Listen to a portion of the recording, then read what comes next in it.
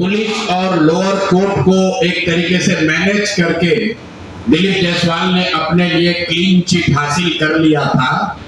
उस केस को फिर से खोलने के लिए जन सुराग पीड़ित महिला और दोनों जो उनकी माँ और बहन है उनके साथ हम लोग हाईकोर्ट में मूव किए हैं। अब आ जाइए मंगल पांडे पर।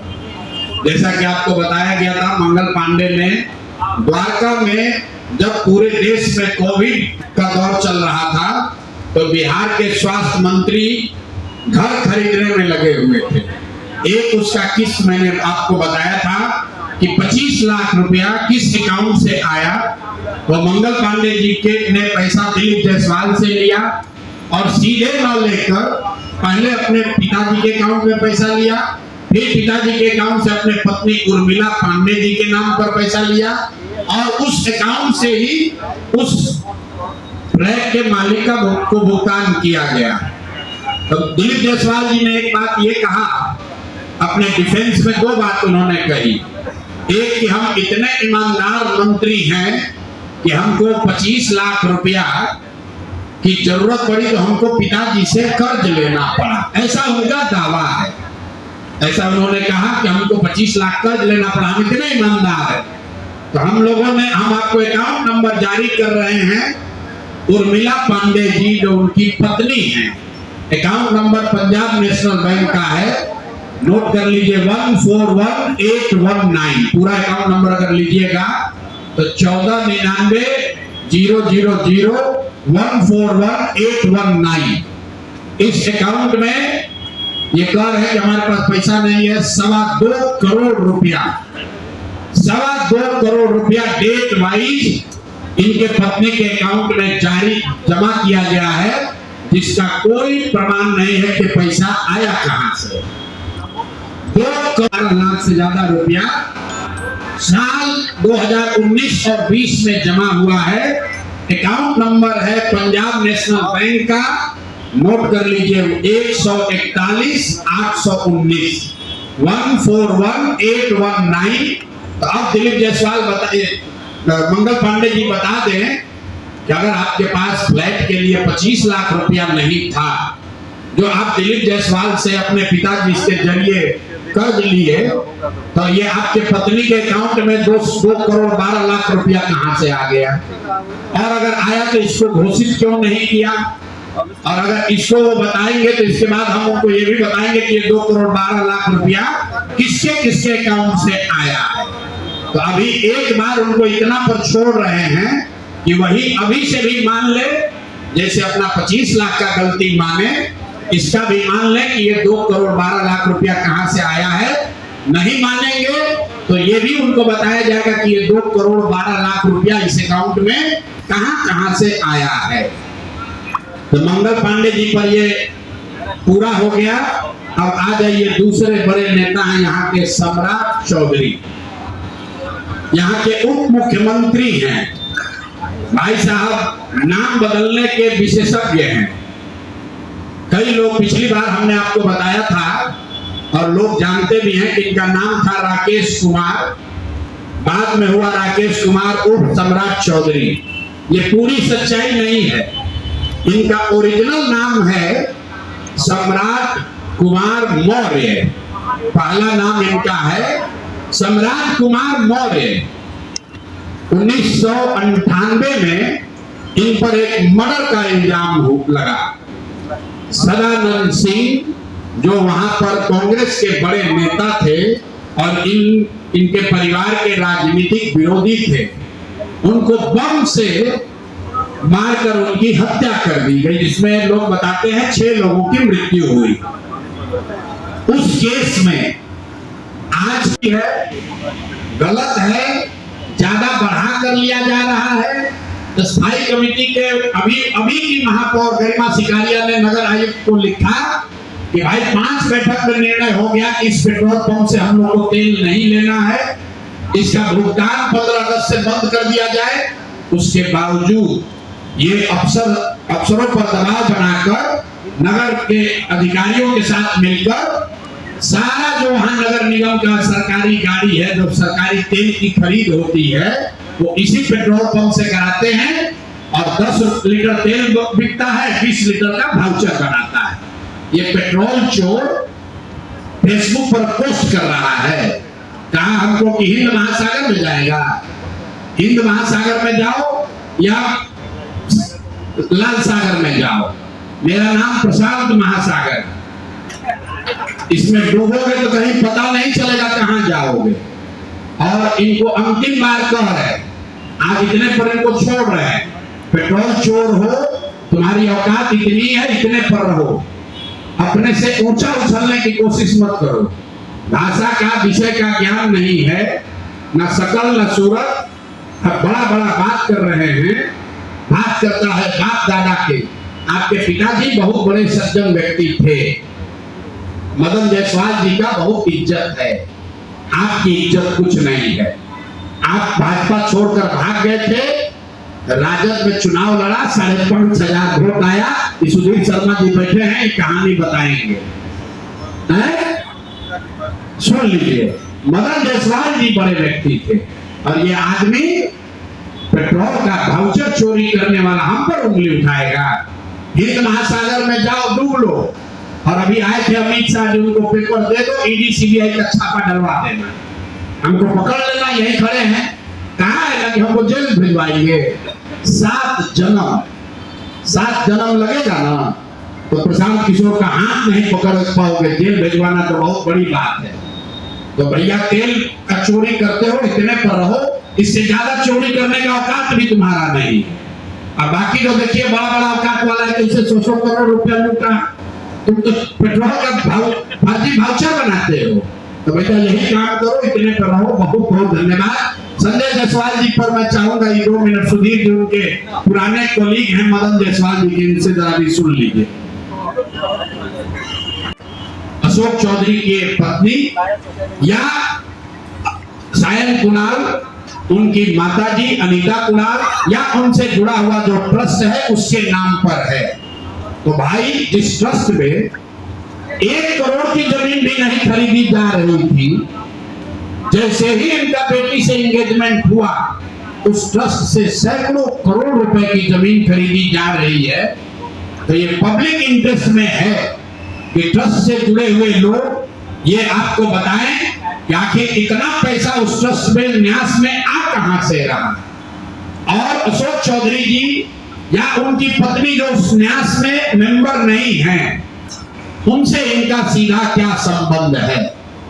हम लोग के पास जो पेपर है उसके मुताबिक करीब 200 करोड़ रुपए की जमीन खरीदी गई है इनके द्वारा, अशोक चौधरी और इनके परिवार के द्वारा।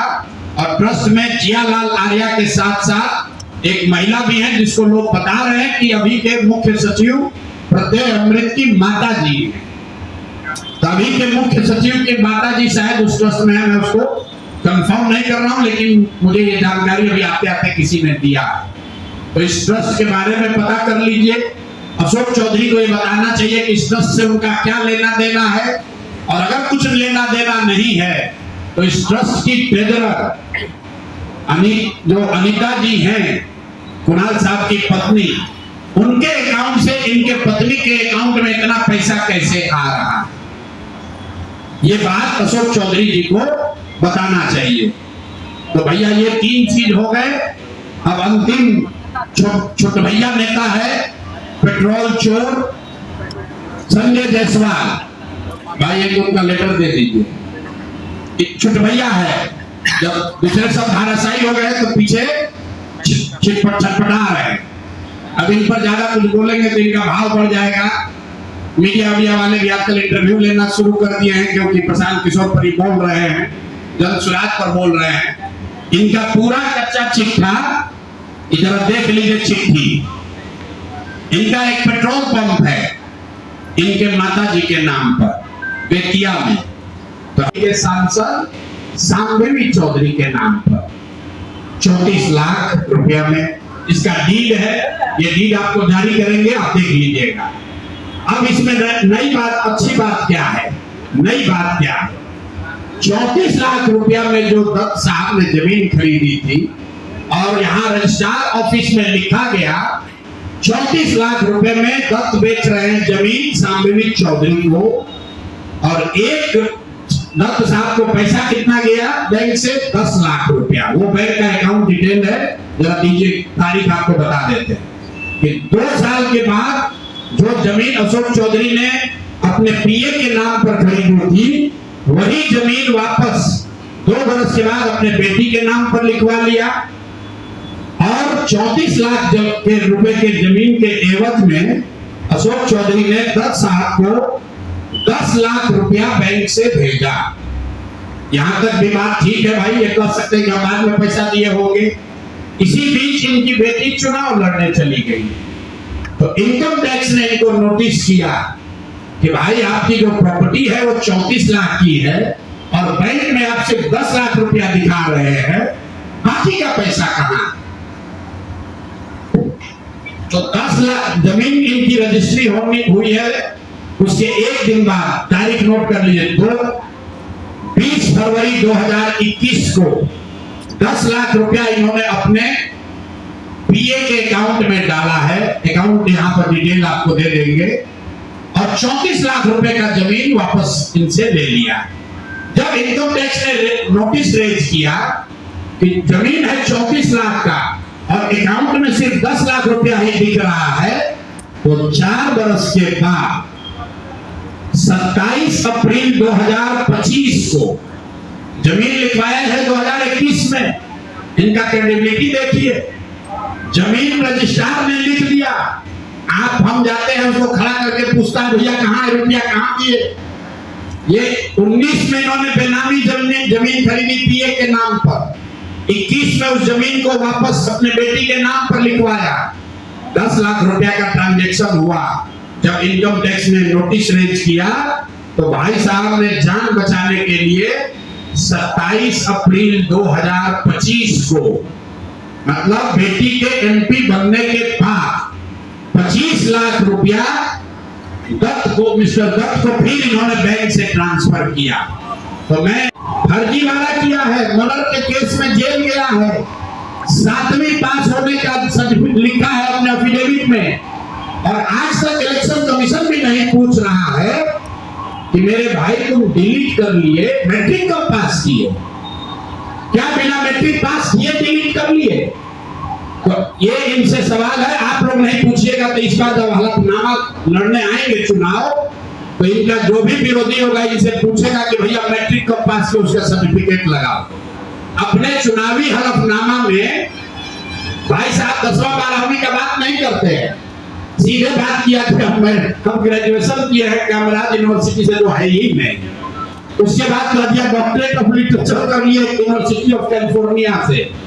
तो ये है हम लोग के नाम बदलू नेता सम्राट कुमार मौर्य उर्फ राकेश कुमार उर्फ सम्राट कुमार चौधरी उर्फ 7वीं फेल उर्फ यूनिवर्सिटी ऑफ कैलिफोर्निया से डॉक्टरेट ऑफ लिटरेचर करने वाले बिहार के उप मुख्यमंत्री, भाजपा के बड़े नेता। इनका देखिए चाल चरित्र और चेहरा, मर्डर के इल्जाम में जेल काट कर आया।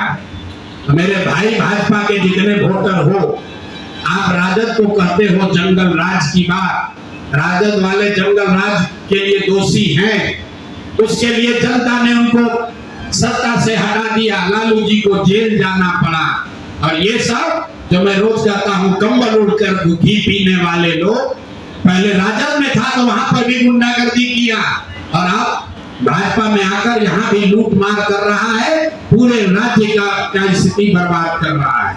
अब ये हो गए सम्राट चौधरी। अब आप लोग कहिएगा कि आज 2-3 को लेकर आए हैं, इसलिए कि आप लोग कहते हैं कि भैया रोज रोज करेंगे तो कहेगा भाई रोज पत्रकारिता कर रहे हैं। इतना चोर है यहाँ, इतना दस्तावेज आ गया है कि कई बार सोचे हैं कि चारों को कर दिया जाए। जो 4 यहाँ के शीर्षस्थ नेता हैं एनडीए के, दिलीप जायसवाल, मंगल पांडे, सम्राट चौधरी, अब आ जाइए यहाँ के भ्रष्टतम नेता सर्वदलीय अशोक चौधरी। माननीय मुख्यमंत्री नीतीश कुमार के दाहिने हाथ, इनका हालत देखिए। ये तो आदमी पूरे बिहार में रिकॉर्ड बना दिया भ्रष्टाचार का। हम लोग अभी तक सुनते आए हैं, फायर किया गया। तो इसको ध्यान रख लीजिए। 1998 में सुप्रीम कोर्ट में जो दस्तावेज जमा किया गया, जिसके आधार पर सुप्रीम कोर्ट ने इनके एज का निर्धारण किया, उस दस्तावेज के मुताबिक सम्राट कुमार मौर्य मैट्रिक का एग्जाम पास नहीं किए, उनको 234 नंबर आया, उनको फेल कर दिया गया। इसका दूसरा प्रमाण यह है कि 2010 में जब सम्राट चौधरी ने अपना हलफनामा दिया तो उसमें लिखा कि मैं 7वीं पास हूं, 7वीं पास है। तो जो सुप्रीम कोर्ट में दस्तावेज है उसको सम्राट चौधरी ने भी 2010 में स्वीकार किया है। अब मेरा और जन सुराज का सीधा सवाल है पूरे बिहार के युवाओं की ओर से, पढ़े लिखे समाज की ओर से, इस राज्य के डिप्टी सीएम ये बताएं कि वो मैट्रिक कब पास किए हैं, किस साल इन्होंने मैट्रिक पास किया। आप लोग पत्रकार बंधुओं से खाली इतना पूछ लीजिए कि सर किस साल आप मैट्रिक पास किए हैं, क्योंकि 2010 के बाद मैट्रिक का एग्जाम दिए नहीं है, डिग्री लगाए हैं अपने हलफनामा में फर्जी। वो कई बार चर्चा हो गई कि उनका जो डिग्री है वो फर्जी है, डॉक्टरेट कहाँ यूनिवर्सिटी ऑफ कैलिफोर्निया से किए हैं, वो सब बात छोड़ दीजिए। सीधा सवाल, सम्राट कुमार मौर्य जो जिन पर मर्डर का इल्जाम लगा, नाम बदलकर राकेश कुमार किया, वो राकेश कुमार जब अपने सुप्रीम कोर्ट के हलफनामे में कह रहे हैं बिहार विद्यालय परीक्षा समिति ने कहा कि ये मैट्रिक का परीक्षा फेल कर गए हैं, इन्होंने खुद स्वीकार किया 2010 में कि 7वीं क्लास ये पास हैं, तो फिर ये मैट्रिक का परीक्षा कब पास किए हैं, यही सीधा सवाल है। ये बहुत बड़ा लंबा फेंकते हैं, कभी मुरेठा बांध कर कभी मुरेठा खोल के। ये आदमी इतना फर्जी है, ये मैट्रिक का परीक्षा पास ही नहीं किया। तो बिहार की जनता को ये जानकारी होनी चाहिए कि ये मैट्रिक भी पास नहीं किया है आदमी, और दावा कर रहा है कि हम डिलीट का डॉक्टरेट ऑफ लिटरेचर किए हैं यूनिवर्सिटी ऑफ कैलिफोर्निया से। आप बताइए कि बिहार में कोई अगर क्लर्क, कोई सिपाही, कोई अफसर अगर गलत डिग्री के साथ पकड़ लिया जाए, नौकरी तो जाएगी ही जाएगी, जेल भी जाएगा। और तब के सम्राट कुमार मौर्य एक्यूज्ड थे, बजाता जेल गए, और 6 महीना के बाद जेल से निकले, नाबालिग होने के नाम पर इनको जेल से निकाला गया। तो पहले तो सम्राट चौधरी, उनके समर्थक और चार चरित्र चेहरा की बात करने वाले भाजपाई, और उससे भी बढ़कर बिहार में भाजपा को, एनडीए को वोट देने वाले लोग एक बार जरा जान जाइए कि आपका उप मुख्यमंत्री मर्डर का एक्यूज्ड है, जेल में रहा है, और जेल से सिर्फ इसलिए छूटा क्योंकि इन्होंने प्रमाण दिया कि हम नाबालिग हैं। सदानंद सिंह, उनकी हत्या हुई जिसमें ये नामजद अभियुक्त है, जेल गए। अब दूसरी बात सुनिए, जब ये भाई साहब मंत्री बने, बिना विधानसभा विधान परिषद के सदस्य हुए, इनको मंत्री बनाया गया। तो जब मंत्री बने तो इन पर कम उम्र होने का एक केस हुआ, जिसकी वजह से इनको बर्खास्त किया गया। ये बात तो सब लोग जानते हैं, और सम्राट चौधरी भी कहते रहे वो मामला तो पुराना है, सब सेटल हो गया। अब क्या सेटल नहीं हुआ है वो हमसे सुन लीजिए। उस केस के पिटीशन में सुप्रीम कोर्ट में लिख के दिया गया कि इन्होंने जब मैट्रिक का एग्जाम दिया, तो मैट्रिक का एग्जाम इन्होंने दिया है सम्राट कुमार मौर्य के नाम से, और सुप्रीम कोर्ट के हलफनामे में यह लिखा गया कि सम्राट कुमार मौर्य उस समय के, इन्होंने इनका एडमिट कार्ड, इनका रोल नंबर, वो सब जारी किया, सुप्रीम कोर्ट के दस्तावेज में है। और बिहार विद्यालय परीक्षा समिति जो मैट्रिक का एग्जाम कराती है, इनसे पूछा गया सुप्रीम कोर्ट के द्वारा इनके पढ़ाई के एज के बारे में, क्योंकि मैट्रिक के सर्टिफिकेट को ही एज का दस्तावेज माना जाता है। तो उसमें बिहार विद्यालय परीक्षा समिति ने बताया कि सम्राट कुमार मौर्य करके जो विद्यार्थी मैट्रिक की परीक्षा पास करने का दावा कर रहे हैं, ये एक्चुअली 234 नंबर इनको आया था, ये मैट्रिक परीक्षा फेल हो गए थे। ऐसा कोटा नहीं दिया गया है, लेकिन जो बहाली हुआ है वो बड़े पैमाने पर पैसा का उगाही किया गया है। इतना ही नहीं, 2020 में भी जब बहाली हुई थी 300 से ज्यादा पद पर, उसमें भी बड़े पैमाने पर पैसा वसूला गया था। विधान परिषद में महाराष्ट्र के लोग बहाली हो रहे हैं। ये इस तरह से पूरा विधानसभा और विधान परिषद जो संवैधानिक पद पर लोग बैठे हुए हैं, उसने उसको तार तार कर दिया है और एक तरह से बिहार के नौजवानों के साथ भविष्य खिलवाड़ किया जा रहा है, उसके साथ धोखा दे रहा है। और नीतीश कुमार भी धृतराष्ट्र बनकर देख रहे हैं कि बिहार के नौजवान के साथ किस तरह से नाइंसाफी हो।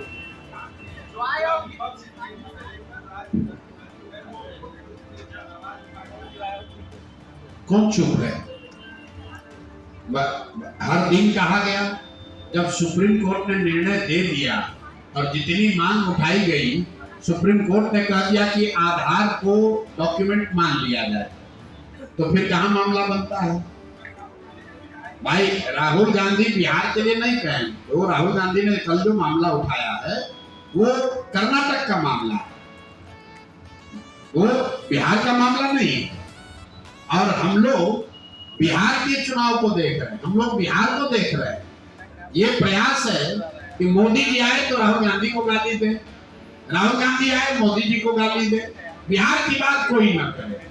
आप बताइए, मोदी जी 5 बार आए, एक बार भी बताया कि बिहार में बाढ़ की स्थिति क्या है? राम रेड्डी इस संसद में डिक्लेयर्ड देश के सबसे ज्यादा पैसे वाले सांसद हैं, जिनका डिक्लेयर्ड वेल्थ संसद के रिकॉर्ड में देख लेना 750 करोड़ है। कितना है? 750 करोड़।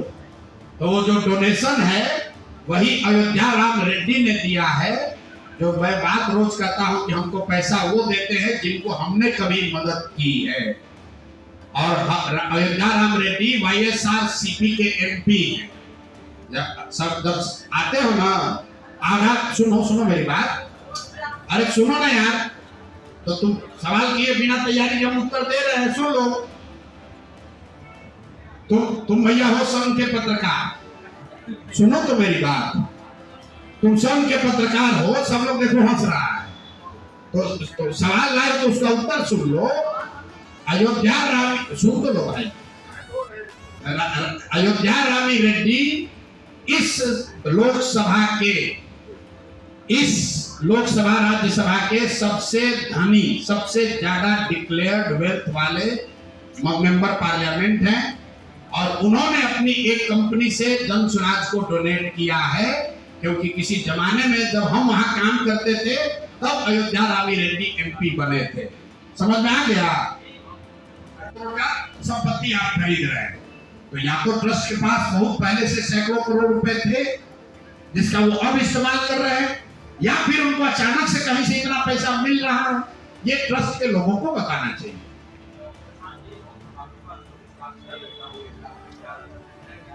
ना कोर्ट में, जनता की कोर्ट में है।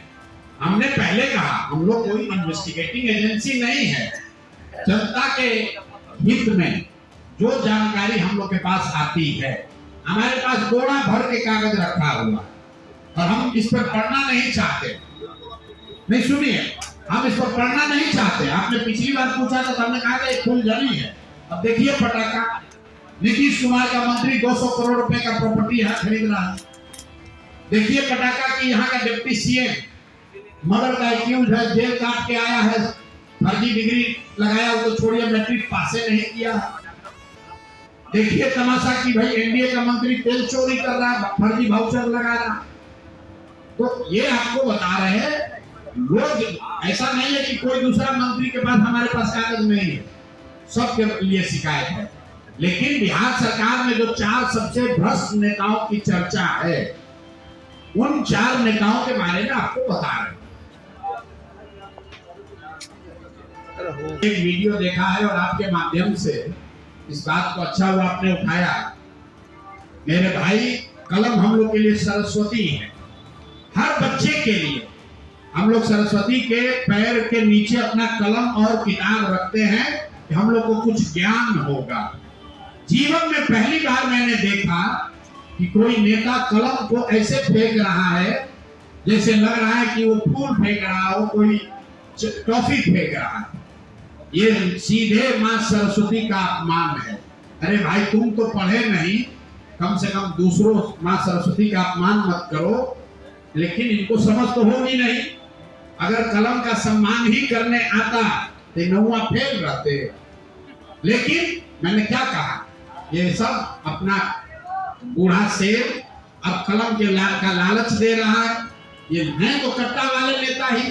तो कलम का उपयोग क्या है, कलम का सम्मान क्या है, कलम की गरिमा क्या है, वो तो उसको समझ है नहीं। अपना खड़ा होकर कलम फेंक रहा है ऐसे। कलम को फेंक, हम लोग पेपर गिरता था तो हम लोग उसको उठा के आदमी प्रणाम करता है। बच्चों में अभी भी आदत है, गिरा हुआ पेपर रास्ते में मिलता है, आदमी उसको उठाकर सर पर लगाता है, सरस्वती को प्रणाम करता है। और ये आदमी कलम रोड पर फेंक रहा है, तो ये दिखाता है कि ये लोग किस सोच के, किस विचार के लोग हैं। मैं हमेशा कहता हूं, इस व्यक्ति के पास सब कुछ है, सिर्फ सरस्वती का वरदान ही नहीं। सब जानता है कि ये लोग चोरी, बदमाशी, भ्रष्टाचार, अपहरण, रंगदारी, कट्टाबाजी, जमीन कब्जा, यही ये सब करता है। उन पर आरोप लगा, उनको जेल हुई, वो आज चुनाव नहीं लड़ सकते हैं, वो सत्ता से हटा दिए गए। लेकिन भाई, जो लोग सत्ता में बैठा है वो इसलिए तो नहीं बच सकते हैं कि राजद वाले बहुत खराब है। तुम तो भाई उनसे भी ज्यादा खराब हो। किसका? सीमा की सुरक्षा, घुसपैठियों का आना और नहीं आना गलत है, ज्यादा बढ़ा कर लिया जा रहा है। स्थायी कमेटी के अभी की महापौर गरिमा सिकारिया ने नगर आयुक्त को लिखा कि भाई 5 बैठक में निर्णय हो गया कि इस पेट्रोल पंप से हम लोग को तेल नहीं लेना है, इसका भुगतान 15 अगस्त से बंद कर दिया जाए। उसके बावजूद ये अफसरों पर दबाव बनाकर नगर के अधिकारियों के साथ मिलकर सारा जो वहां नगर निगम का सरकारी गाड़ी है, जो सरकारी तेल की खरीद होती है, वो इसी पेट्रोल पंप से कराते हैं। और 10 लीटर तेल बिकता है, 20 लीटर का वाउचर बनाता है। ये पेट्रोल चोर फेसबुक पर पोस्ट कर रहा है, कहा हमको कि हिंद महासागर में जाएगा। हिंद महासागर में जाओ या लाल सागर में जाओ, मेरा नाम प्रशांत महासागर। इसमें डूबोगे तो कहीं पता नहीं चलेगा कहां जाओगे। और इनको अंतिम बार कह रहे, आज इतने पर इनको छोड़ रहे हैं। पेट्रोल चोर हो, तुम्हारी औकात इतनी है, इतने पर रहो, अपने से ऊंचा उछलने की कोशिश मत करो। भाषा का, विषय का ज्ञान नहीं है, न शकल न सूरत। अब बड़ा बड़ा बात कर रहे हैं, बात करता है बाप दादा के। आपके पिताजी बहुत बड़े सज्जन व्यक्ति थे, मदन जायसवाल जी का बहुत इज्जत है, आपकी इज्जत कुछ नहीं है। आप भाजपा छोड़कर भाग गए थे, राजद में चुनाव लड़ा, 5,500 वोट आया। सुधीर शर्मा जी बैठे हैं, कहानी बताएंगे, हैं? सुन लीजिए, मदन जायसवाल जी बड़े व्यक्ति थे और ये आदमी पेट्रोल का वाउचर चोरी करने वाला हम पर उंगली उठाएगा। हिंद महासागर में जाओ, डूब लो। और अभी आए थे अमित शाह जी, उनको पेपर दे दो, ईडी सीबीआई का छापा डलवा देना, हमको पकड़ लेना, यही खड़े हैं। कहा है ना कि हमको जेल भिजवाएंगे। 7 जन्म लगेगा ना तो प्रशांत किशोर का हाथ नहीं पकड़ पाओगे। जेल भिजवाना तो बहुत बड़ी बात है। तो भैया, तेल का चोरी करते हो, इतने पर रहो, इससे ज्यादा चोरी करने का औकात भी तुम्हारा नहीं। अब बाकी तो देखिए, बड़ा बड़ा औकात वाला है, कैसे 100 करोड़ रुपया लूटा। तुम तो पेट्रोल का फर्जी वाउचर बनाते हो। तो बेटा, यही काम करो, इतने पर रहो। बहुत बहुत धन्यवाद। संजय जायसवाल जी पर मैं चाहूंगा ये 2 मिनट, सुधीर जी उनके पुराने कॉलीग हैं मदन जायसवाल जी के, इनसे जरा भी सुन लीजिए। सरकार बच जाए कि हमारा सल्तनत चलता है। बहुत से घरों तक वो पेंशन नहीं पहुंच पा रहा। अरे नहीं पहुंच रहा है तो मालूम है, लेकिन ये जो बात है कि क्या इसको जांच लिया जाए, कि क्या राजद के कहने पर या उनके दबाव में हुआ है। तो भाई राजद पिछले 10 वर्षों में 3 वर्ष तो तेजस्वी यादव खुद ही डिप्टी सीएम थे। तो अगर उनको वृद्धों के, विकलांगों के, विधवाओं के पेंशन की चिंता थी तो जब वो डिप्टी सीएम थे तो 400 से बढ़ाकर 450 क्यों नहीं किया? आज क्यों ध्यान में आ रहा? ये पेंशन की बात अगर आप गंभीरता से समझना चाहते हैं, बिहार में इसकी चर्चा ही सबसे पहले प्रशांत किशोर ने की है। और हम झूठ नहीं बोलते इस बातों पर। हम जब यहाँ 2015 में थे तो हमें इसकी जानकारी नहीं थी। जब मैं पदयात्रा में गया, मुझे ये सामने दिखा, तब मैंने ये बात कहनी शुरू की। हमको जो नहीं मालूम, हम पहले कहते नहीं मालूम है। 2015 में हमने बहुत घोषणा कराई, लेकिन पेंशन की बात हमने नहीं की थी, क्योंकि प्रशांत किशोर को नहीं मालूम था कि नीचे 400 रुपए पेंशन मिलता है और इससे इतनी लोगों की परेशानी है। जब पदयात्रा में हम चले, लोगों की परेशानी समझ में आई, तब से हर भाषण में 3 वर्ष से चिल्ला रहे हैं कि भाई 400 का पेंशन बढ़ना चाहिए। आपने कहा कि अशोक चौधरी एक ट्रस्ट का यूज करके 200 करोड़ रुपया गबला कर दिया। ये नहीं बोले, ये सब आपके चौधरी ने पिछले 2-3 वर्षों में करीब करीब 200 करोड़ रुपए की प्रॉपर्टी खरीदी है। उस प्रॉपर्टी के खरीदने वालों में एक ऐसे ट्रस्ट का नाम है जिसका हम लोग बहुत सम्मान करते हैं। मैंने जो कहा आप सुने नहीं, ईश्वर कुणाल जी का मैं बहुत सम्मान करता। उनकी पत्नी उस ट्रस्ट की ट्रेजरर है और जियालाल आर्या उस ट्रस्ट के चेयरमैन है, जो यहाँ के बहुत ईमानदार ब्यूरोक्रेट रहे। तो मैंने सिर्फ ये कहा कि उस ट्रस्ट के नाम पर इतना सैकड़ों करोड़ का जो प्रॉपर्टी खरीदा जा रहा है, तो इन माननीय लोगों को, अनिता जी को, जियालाल आर्या जी को ये बताना चाहिए कि भाई हम लोग का अशोक चौधरी से कोई लेना देना नहीं है। ये पैसा ट्रस्ट में कहां से आया है, मानव वैभव विकास न्यास में कहां से पैसा आया है, तो बता देना चाहिए, ताकि उनकी जो छवि है उससे अशोक चौधरी को न जोड़ा जाए। अशोक चौधरी कैसे बेनामी संपत्ति खरीदते हैं उसका तो मैंने आपको पूरा एग्जाम्पल दिया कि अपने पीए के नाम पर जमीन खरीदा, उनकी मृत्यु हो गई। इस शोक में, इस कपूत के कारण मदन जायसवाल जी इस दुनिया से चले गए और आज फिर किसी कारण से सांसद बन जाने से कोई नेता नहीं होता। और बीजेपी का दुर्भाग्य है जो संजय जायसवाल जैसा आदमी भारतीय जनता पार्टी का अध्यक्ष बना, वो अनडेवलप्ड बच्चा के जैसा आज भी चेहरा बनाया रखता है, जैसे विकलांग बच्चे जैसे होते हैं, लेरुआ बच्चा समझते हैं ना, लार जिसका गिरते रहता है, उसी प्रकार का इसका अपीयरेंस है। और यह व्यक्ति प्रशांत किशोर के खिलाफ क्या लड़ाई लड़े? प्रशांत किशोर ने पॉलिटिकल बात कहा है और तुम्हारे ऊपर भी डाल लो। प्रशांत किशोर के सामने नहीं टिकते हैं तो संजय जायसवाल क्या टिकेंगे? ये तो भाजपा के दुर्भाग्यपूर्ण नेतृत्वकर्ता उपज है। ऐसी स्थिति में भाजपा का अध्यक्ष हो जाए, आज भी यह बेतिया से लेकर कैमूर तक सब जिला का नाम नहीं बता सकता है। मैं दावा करता हूं अगर एक बार में बता दे तो मैं राजनीति छोड़ दूंगा। तो इसलिए संजय जायसवाल अपनी सीमा में रहे, अपनी औकात में रहे और ज्यादा फड़फड़ाए नहीं। और प्रशांत किशोर के बारे में बेबुनियाद बात कहने से आपका कोई व्यक्तित्व ऊंचा नहीं होगा, बल्कि बहुत ही आप जिस औकात में उसी औकात में रहें। बहुत बहुत धन्यवाद। एक बार बस कंक्लूड कर लें, चूंकि बोले हैं कि मेरा जन्म बक्सर में हुआ है, वो आदमी को ये भी नहीं पता है मेरा जन्म बक्सर में नहीं हुआ है, रोहतास में हुआ है, करगहर में हुआ है, वो भी उसको नहीं मालूम। जिस हिंद महासागर की बात कर रहा है तो भैया हिंद महासागर को डूबो ऑस्ट्रेलिया जाएगा, तमिलनाडु जाएगा। भाई आपकी सरकार है बिहार में और लोग मानते हैं कि भैया नरेंद्र मोदी का नारा है कि ना खाएंगे ना खाने देंगे। आप इतने बड़े नेता हैं, आपके पास सबूत मिल गया है तो पत्रकारों को काहे दे रहे हो? कल अमित शाह आए थे, उन्हीं को दे देते सबूत। आज हमको ईडी सीबीआई से छापा करके पकड़वा लो, पता चल जाएगा कि किसके पास कितना पैसा है। तो ये फालतू की बात है, ये हमारी गलती है कि इन पर बोलकर वो कीचड़ में कंकड़ फेंकिएगा तो अपना ही शरीर गंदा होगा। तो मैं कैमरे में ये भी मान लिया कि हमने हमारी गलती हो गई, कैसे तेल चोर से हमने बात कर दी। देखिए हम ऐसे बात करते नहीं है। हम बेतिया में 3 साल पहले पैदल चले, लोगों ने उस समय कहा छोड़ो यार क्या इस पर बोलेंगे, लेकिन जब दिलीप जायसवाल पर बात हो रही थी तो बीच में आदमी उछलकर आ गया और यही फेसबुक पर टीका टिप्पणी करते थे तो नीतीश कुमार ने इसको अध्यक्ष से हटवाया था, भाजपा के अध्यक्ष से नीतीश जी ने हटवाया था। फेसबुक पर लिखता था जदयू को तोड़ देंगे, सरकार बना लेंगे, सोचता था मुख्यमंत्री बन जाएंगे। यही है ना भाई, 60 किलोग्राम वजन है, 80 किलोग्राम में जाकर लड़ोगे तो मार देंगे लोग, मुंह हाथ टूट जाएगा। तो जिस वर्ग में हो उसी वर्ग में लड़ाई लड़ो तो अच्छा लगेगा। बाकी आपके जो बड़े यहाँ नेता हैं, आपके दिलीप जायसवाल जी हैं, मूर्छित होकर गिरे हुए हैं, उनको उठाइए।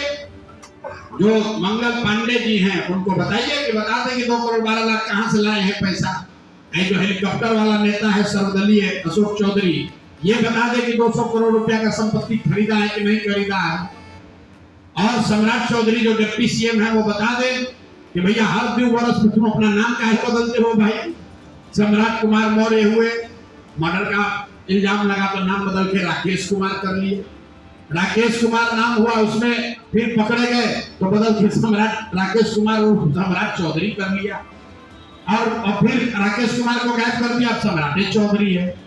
ये सबसे बड़ी जो बात है, ये सारे लोग राजद के लोग हैं। आप ध्यान से देखिए, वो चाहे दिलीप जायसवाल हो, वो चाहे संजय जायसवाल हो, या फिर अशोक चौधरी हो, ये भाजपा के लोग नहीं हैं, भाजपा में बाद में आए हैं। ये सब ओरिजिनल एक ही थैली के चट्टे बट्टे हैं।